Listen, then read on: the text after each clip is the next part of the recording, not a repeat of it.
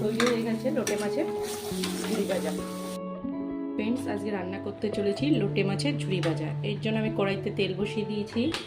তেল গরম হয়ে গেছে। এখানে আমি 4টে মিডিয়াম সাইজের পেঁয়াজ কুচি, লঙ্কা কুচি, 4টে লঙ্কা কুচি, রসুন কুচি আর গ্রেট করে নিয়েছি আদা।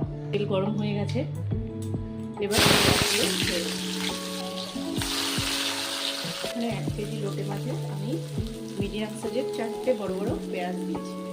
সঙ্গে রসুন কুচিটাও দিয়ে দেবো তেলের মধ্যে। আর দিয়ে দেবো পরিমাণ মতো লবণ।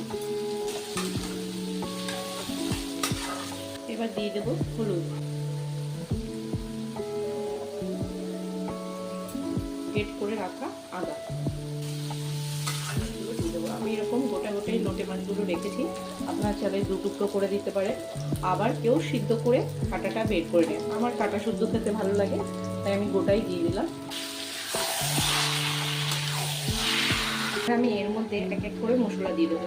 দিয়ে দেবো 2 চামচের মতন লঙ্কার গুঁড়ো, দিয়ে দিলাম জিরার গুঁড়ো 1 চামচ। দেখুন কি পরিমাণে জল বেরিয়েছে। একটু নাড়াচাড়া দিয়ে দেবো। মাছটা কমিয়ে রাখবো যাতে আস্তে আস্তে মাছটা হয়।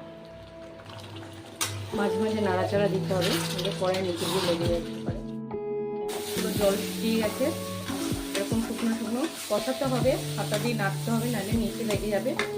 তৈরি হয়ে গেছে লোটে মাছের ঝুড়ি ভাজা। গরম ভাতে পরিবেশন করুন। আমার রান্নাটা যদি ভালো লেগে থাকে অবশ্যই লাইক ও কমেন্ট করবে। তো সাবস্ক্রাইব করতে কিন্তু ভুলবেন না।